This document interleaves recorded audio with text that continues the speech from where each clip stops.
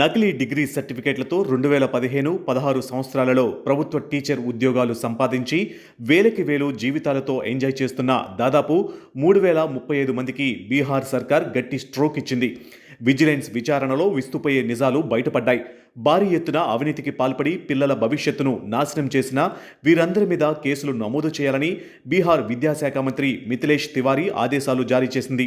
దీంతో ఇప్పటివరకు 1830 మంది నకిలీ టీచర్లపై ఇప్పటివరకు ఎఫ్ఐఆర్లు నమోదు చేశారు. విచారణలో విస్తుపోయే అంశాలు వెలుగులోకి రావడంతో బీహార్ ప్రభుత్వం 2006 నుంచి 2015 వరకు జరిగిన అన్ని టీచర్ రిక్రూట్మెంట్లపై విచారణ చేయాలని నిర్ణయించింది.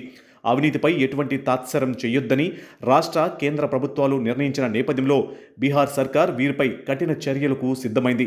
కేవలం ఉద్యోగం నుంచి తొలగించడం వంటి కంటి తుడుపు చర్యలే కాకుండా ఈ అక్రమార్కులపై మరింత కఠినంగా వ్యవహరించాలని నిర్ణయించారు. ఇందులో భాగంగా ఇప్పటిదాకా ఈ నకిలీ టీచర్లకు చెల్లించిన జీతాలను వడ్డీతో సహా వారి వద్ద నుంచి వసూలు చేయాలని బీహార్ ప్రభుత్వం ఆదేశించింది. అయితే సమస్యను ముందుగానే ఊహించిన కొందరు టీచర్లు కేసుల బారిన పడకుండా ఉండేందుకు తమ ఉద్యోగాలకు రిజైన్ చేసి చిన్నగా జారుకున్నారు. అయితే వీరిపై కూడా డిపార్ట్మెంటల్ తరపున చర్యలు చేపట్టనున్నట్లు అధికారులు చెబుతున్నారు.